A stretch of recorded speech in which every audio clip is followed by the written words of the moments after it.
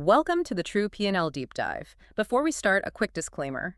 This analysis is for educational purposes only and does not constitute financial advice. Always do your own research. Now, let's get into the numbers. All right. Today we're diving deep into Access Engineering, or AEL, and specifically their H1 FY25 results. And honestly, for anyone trying to get a real feel for the health of this company, this report, it's less a simple statement and more of a very complex strategic playbook. That's a great way to put it. Our mission here, as always, is to get past the headlines, the management narrative, and find the true P&L. The reality of it. Exactly, the reality of their operational health. We need to understand not just the numbers they hit, but what it costs them to hit those numbers. I'm talking about the cost in terms of liquidity and, of course, risk. Precisely. And I think for you listening, the big takeaway right from the start is that management is showing, immense confidence. They're aggressively positioning the company for what they clearly believe will be a major demand surge in the second half. It's a huge bet. A huge high-risk, high-reward bet. And our job today is to find the exact epicenter of that risk. Okay, let's get right into it then. Let's tackle what we're calling the profitability paradox, because it's the most glaring thing in this report. You look at the headlines, and the first thing that just jumps off the page is the revenue. Oh, yeah. It surged 30% year over year. It hit LKR 22.68 billion. I mean, in this market, a 30% top-line increase is, it's normally cause for a massive celebration. It definitely gets your attention. A 30% jump isn't just incremental. It suggests they're either expanding aggressively or executing on some really high-value contracts. But that celebration, it stops pretty much the second you look one line lower on the P&L. The bottom line, the profit that actually goes to shareholders. What happened there? It only increased by a meager 5%, just 5% to LKR 2.54 billion. And that is the paradox in stark relief. You have a situation where, every LKR 30 of new revenue is only generating about LKR 5 in new profit? It's a massive divergence, a 25 percentage point gap between your top-line growth and your net profit growth. For anyone who values quality earnings, that is a colossal red flag. It has to be. I mean, when we look at growth, we're looking for efficiency, for scale. Ideally, once your fixed costs are covered, every new dollar of revenue should bring in even more profit. The growth should accelerate. Right. When you see a huge revenue jump with such a tiny profit return, it's a huge warning sign. It tells you that the new revenue they brought in was either fundamentally lower quality or their costs just went completely out of control. And it forces an immediate hypothesis, right? Yeah. Either AEL had to sell a ton of lower margin stuff, or they got hit with some catastrophic inflation on their inputs that just erased all the benefits of that extra volume. And this isn't some minor slip-up. This is a fundamental breakdown in converting that market activity into actual shareholder value. Yeah. So that has to be the question driving our entire deep dive. Where exactly did all that LKR 22.68 billion in revenue go? Okay, so let's move right into that. Section 2, deconstructing operational health and margin compression. We have to find where that money went. And if the profit lagged, the costs must have swallowed the difference. The cost of sales figure has to be terrifying. Terrifying is probably the right word. The core reason for that profit lag is sitting right there on the cost of sales line item. Cost of sales surged by 37%. Wow, 37%. So revenue grew at 30%, but the cost to generate that revenue grew at 37%. That's the whole story right there. That 7-point difference is what's crushing their margins. Now, look, we know inflation is a factor in this market, but is this just inflation, or is this pointing to something else? Inefficiency? Or maybe just the nature of what they're selling has changed completely? It's almost certainly a mix of all three, but the immediate impact on their efficiency is just crystal clear. You can track the fallout directly to the gross margin. It was crushed. Absolutely crushed. It fell from a pretty robust 30.4% all the way down to 26.8%. Okay, so that's a 3.6 percentage point drop. That's significant. If you think of that 30.4% as their historical benchmark, a drop to 26.8% means for every LKR 100 they sold, they lost an extra LKR 3.60 that should have gone to covering overheads and profit. And that's just at the gross level. This is where the ripple effect starts to become really visible, because when your gross margin gets hit that hard, your net margin is going to suffer even more. You still have to pay for all your selling, general, and admin costs. So the net margin dropped from 13.9% down to 11.2%. That's nearly a 20% erosion in their final profitability. To put that in perspective for you, it means every rupee AEL earned this half-generated 2.7 fewer cents of profit compared to last year. So they're working harder, They're increasing their volume by 30%, but their ability to actually extract profit from each sale has just fallen off a cliff. Which brings us to the next part of the puzzle. You can't just blame all of this on generic inflation. The composition of that revenue must have changed. Exactly. This is the sector shift analysis. They have to be moving into lower margin fields. Selling an imported car is a completely different profitability game than building a huge piece of government infrastructure. So what does the breakdown tell us? What's their focus now? It tells us there's been a profound shift. Historically, civil engineering was their bedrock, the core, the high margin, sticky revenue. But now we have a new king, Which is? the automobile sector. It's now dominating the top line, contributing LKR 10.48 billion. 10.5 billion in just 6 months from the auto sector. That's staggering. And it completely displaces their traditional core, civil engineering, which is now down at LKR 6.76 billion. So the company's single biggest revenue generator is now the one that's usually associated with high turnover and, well, much thinner margins. We can actually quantify that, can't we? Let's look at the operating profit from that automobile segment. We can. So it delivered that LKR 10.48 billion in revenue, but it only generated LKR 868 million in operating profit. Okay, let me do the quick math on that. 868 million profit on 10.48 billion revenue. That gives you an operating profit margin of about, what, 8.3%? 8.3%. And that number is so illuminating when you remember the company's overall gross margin was 26.8%. So there it is. That's the smoking gun for margin compression. It absolutely is. They got their 30% growth by leaning into this 8.3% margin business. Now look, 8.3% is still profitable, but it requires way more volume and much more intensive capital management than a construction contract with a 25% margin. And for context, a lot of new car dealerships operate on even thinner margins for the car itself, like 2-5%. They make their money on service and financing. Right, so AEL's 8.3% suggests they probably have a healthy after-sales service business, but the sheer volume tells you they're prioritizing market share and just moving units over protecting their margin quality. And the risk profile is completely different, too. Auto sales are consumer-driven. They're super sensitive to interest rates, taxes, import rules. Whereas civil engineering, while it has its cycles, relies on locked-in government or large private contracts, much more predictable. This shift just massively increases the complexity and the volatility of their earnings.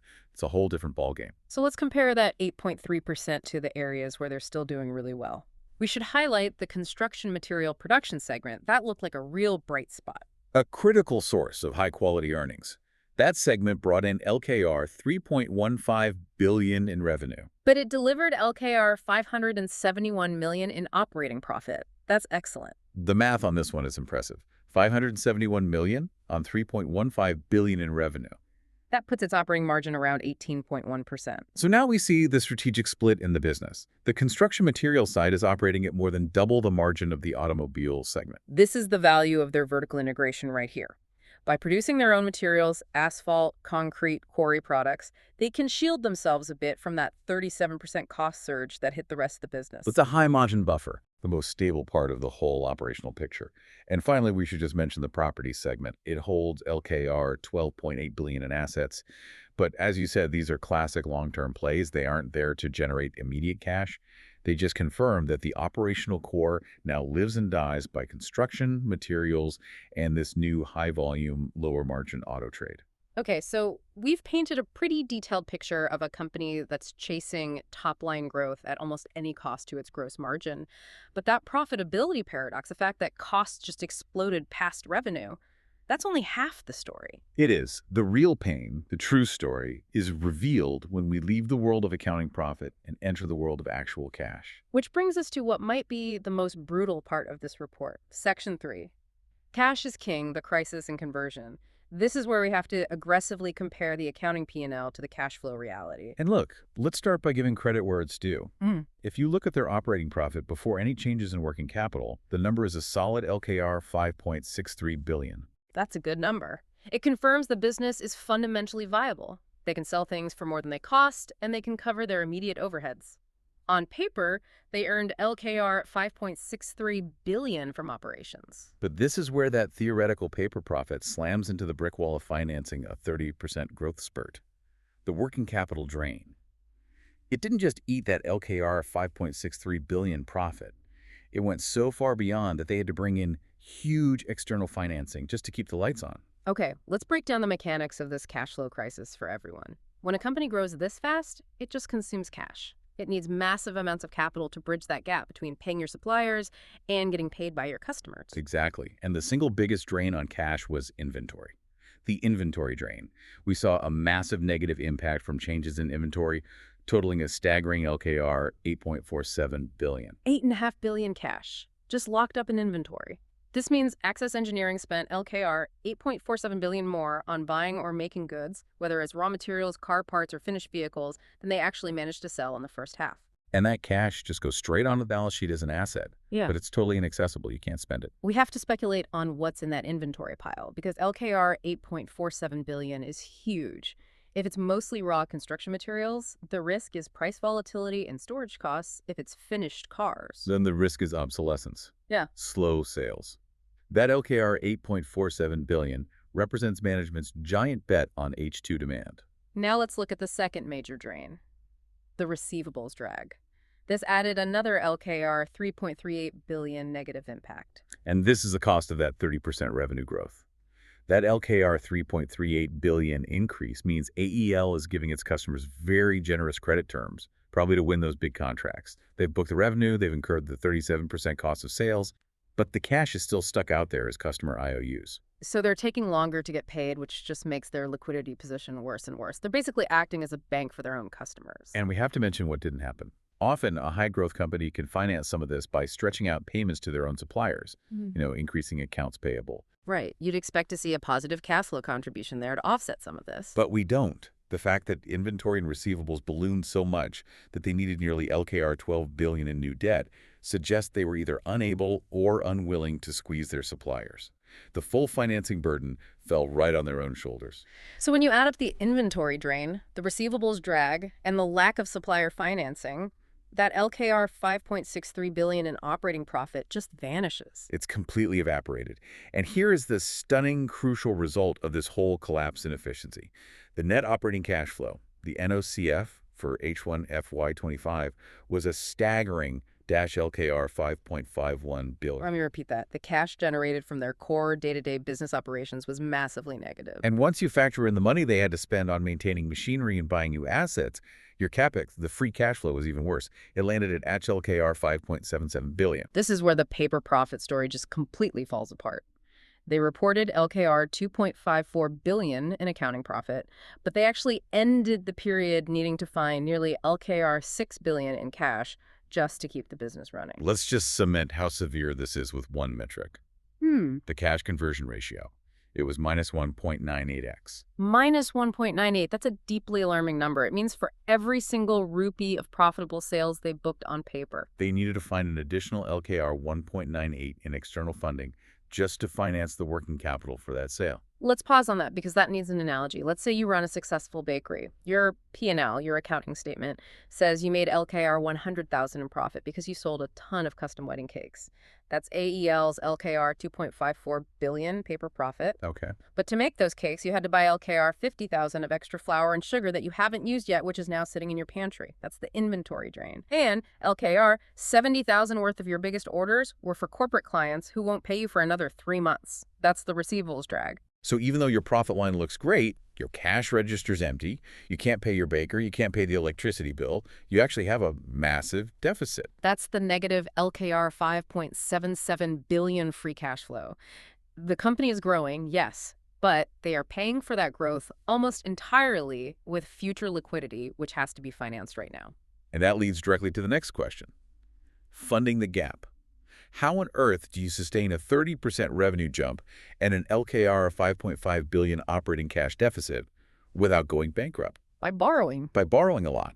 They funded this massive operational deficit by taking on LKR 11.9 billion in new borrowings. And that LKR 11.9 billion figure isn't random, is it? It almost exactly covers the working capital gap, the inventory plus the receivables. That's the key. They didn't take on this debt for some strategic long-term expansion.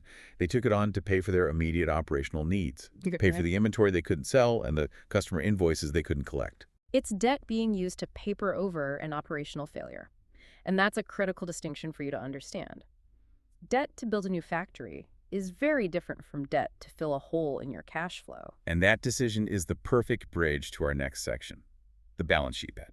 Section 4, the balance sheet bet, hidden risks and strengths.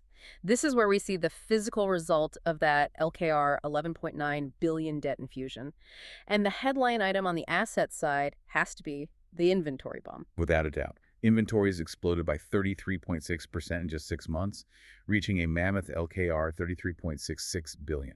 33.5 billion in stock. This is the single biggest statement management makes in this entire report. This isn't just some accidental buildup. This is an active, aggressive strategy. They're placing a massive bet on H2.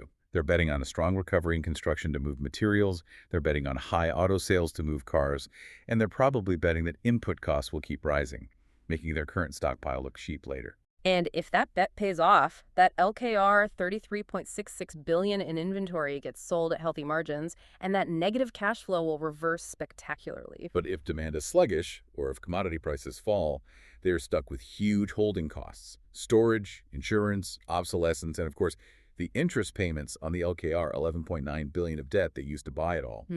It's a very high-stakes gamble. And right alongside that inventory, you have the receivables pile. Receivables are up 17% to LKR 22.04 billion.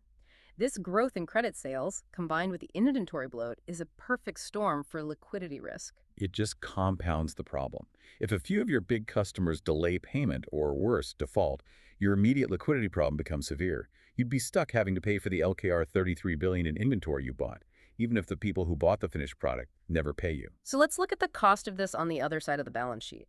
This aggressive growth, funded by working capital, forced a huge increase in leverage. Total debt jumped from LKR 26.8 billion in March, All the way up to LKR 38.7 billion by the end of H1. That's an LKR 11.9 billion injection of debt in just 6 months, exactly matching that operational funding gap. We have to stress again, this was debt of operational necessity, not strategic choice. And this debt has to be serviced, which forces us to look at the debt-to-equity ratio. Which now stands at 1.04x. So 1.04. That means they have slightly more debt than they have shareholder equity backing the business. It's manageable, but it's high for a company in cyclical sectors like construction. Doesn't that high leverage on an asset base that's suddenly so illiquid because of the inventory severely limit their options going forward? Absolutely. It's a tightrope walk. High leverage, when you combine it with shrinking margins and negative cash flow, is a risk multiplier. Every single percentage point drop in their future gross margin will have a disproportionate effect on their ability to service that LKR 38.7 billion in debt. So while the company was borrowing LKR 11.9 billion just to stay afloat operationally, they were also making some other strategic capital decisions that actually reduced the net asset value. The NAV per share dropped from LKR 40.13 to LKR 37.37. Yeah, and the reasons for that drop really show management's confidence, maybe even bordering on arrogance, that this cash crisis is just temporary. First, they paid out an LKR 1.0 billion dividend. They rewarded shareholders even while taking on massive operational debt. It sends a clear signal. They're telling the market, we believe these cash flow issues are short-lived and we've already budgeted for them. And second, and this one is more controversial given the liquidity crunch, they spent LKR 3.0 billion acquiring the remaining stake in Harbor Village. This is a decision that demands scrutiny. Why would you spend $3 billion money that could have easily reduced that high-cost debt on consolidating a long-term, non-cash generating property asset? It's a classic case of management prioritizing their long-term vision over the immediate financial stress. They're betting their strategy outweighs the current pain. It's the clearest sign yet that, in their view, these H1 cash flow numbers are just a temporary inconvenience. Despite all this, despite the debt spike and the questionable capital spending, we have to check the safety net. Are they actually solvent right now? So we look to the key ratios. And currently, they do have some breathing room. The interest coverage ratio is at 4.56x. Which means their operating earnings are 4.56 times greater than their interest payments. That's comfortable for now, but it's highly vulnerable. Right. If that inventory sits there and racks up holding costs, or if margins get squeezed even more in H2, that coverage ratio could fall fast. Anything below 3x would start to get really concerning. Then we have the current ratio, 2.29x. On the surface, that looks excellent. They have LKR 2.29 in current assets for every LKR 1 in current liabilities. But this is where you have to be more sophisticated in your analysis. You can't just trust the current ratio here. That 2.29 is massively inflated by that colossal LKR 33.66 billion inventory figure. And we've already established that inventory is the least liquid of your current assets. Its value is subjective until it's sold. If that inventory is hard to move, that 2.29 ratio is a mirage. So we have to filter out the inventory to get a true picture. This is why the critical quick ratio is so vital in this case. What does it tell us? The quick ratio, which excludes inventory, is 1.03x. And this right here is the literal safety net. 1.03. The fact that this ratio is greater than 1.0 means the company is currently solvent.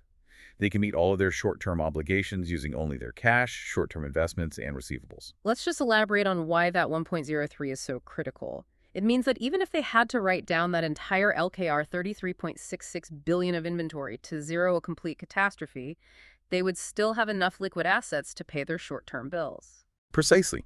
It gives them leverage. It buys them time to execute their H2 strategy. If this number was, say, 0.9 or 0.8, that LKR 38.7 billion debt figure would represent an immediate existential crisis. They'd be having fire sales. Absolutely, desperately renegotiating loans. The 1.03 quick ratio means they're not operating at the edge of default. They're operating at the edge of operational efficiency, yes, but with a small financial cushion. That 1.03 is the thin line separating a manageable risk from an immediate crisis. It's what allowed them to go ahead with the dividend and the Harbor Village acquisition. They knew they had the specific cushion. Exactly. Okay, so that brings us to Section 5, Reality Check and Advanced Lessons. Let's synthesize the true P&L from everything we've covered. The H1 reality seems pretty clear. Strong top-line growth, but it was driven by a strategic, lower-margin shift into the auto sector. And that volume growth led to a massive failure of cash conversion, Resulting in that staggering LKR 5.51 billion net operating cash flow. The company explicitly funded its LKR 33.66 billion inventory bet by swapping its short-term liquidity for LKR 11.9 billion in new debt. It's a textbook high-growth, high-cost expansion fueled entirely by leverage. So let's revisit the advanced lessons this report offers, the aha moments for a serious investor. Lesson 1. Revenue does not equal cash. We saw a 30% revenue jump, but a negative 198% cash conversion ratio. That is a red flag hidden in plain sight. For you listening, if a company reports massive revenue growth, you have to immediately drill down into the cash flow statement. The difference between optimism and due diligence is right there in that negative cash flow number. A sales team celebrates 30% revenue growth. The CFO loses sleep over the negative cash flow. It tells you the company is growing on a fragile foundation of external financing. Okay, lesson 2. Find the safety in the quick ratio. Yes. We have to reemphasize the 1.03x quick ratio. Despite LKR 33 billion in stuck inventory, this one metric provides the immediate assurance of short-term solvency.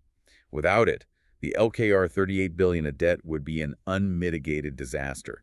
It proves that even without selling that tricky illiquid inventory, they can pay their immediate bills. And finally, lesson 3. The risk multiplier. The combination of their margin compression and their high leverage creates a really volatile situation. It's a compounding risk. The high leverage magnifies the pain of the shrinking margins. If that LKR 33.66 billion inventory doesn't move in H2, the holding costs will eat into margins even more, and that will drop the interest coverage ratio from its comfortable 4.56x level. And with their debt level, cost of servicing it all becomes a huge burden, and it limits all their future options. So wrapping up our analysis, what's a clear verdict on Access Engineering based on these H1 numbers? It's got to be a high-risk, high-reward scenario. It requires a very specific, very positive outcome in the second half of the year. I agree completely. Management has confidently, even aggressively, loaded up on inventory and leverage to capitalize on a demand recovery. They have traded liquidity and a conservative balance sheet for the chance to maximize sales if and when the market turns. Which means, for any investor watching this company, the focus for the next report is razor sharp. What is the single most critical factor for our listeners to monitor?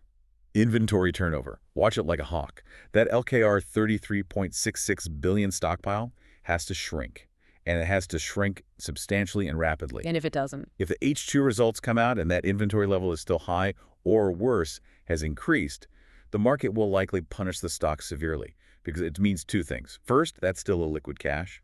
And second, the failure to sell it puts the refinancing risk of that new LKR 11.9 billion in debt squarely on the table. Not to mention if they have to start discounting it just to move it. Exactly. If they have to discount that inventory, the 26.8% gross margin we saw in H1 will look luxurious compared to what they report next. Okay, that brings us to our final review and a final thought for you to take away. We've covered the margin squeeze, severe negative cash flow, the resulting leverage, and that massive inventory bet. So let's end with a provocative thought that builds on this gamble. We know they're sitting on LKR 33.66 billion in inventory.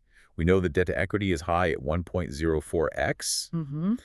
If that bet fails, if they can't move that inventory and interest rates stay high, what specific steps would management have to take to rapidly improve cash flow without resorting to debt restructuring or even more borrowing? That's a great question. It forces you to look at their strategic assets. Would they have to start aggressively calling in their LKR 22 billion in receivables and risk damaging customer relationships? Mm. Would they have to sell off their high-margin construction materials segment, the one part of the business that's a stable cash generator, just to raise quick cash to pay down debt? Or do they just halt all development on their LKR 12.8 billion property segment, including the recently acquired Harbor Village, essentially turning those assets into dead weight on the balance sheet for years? Analyzing those potential emergency scenarios, what they might do under duress, that's the final step in really understanding the full risk profile here.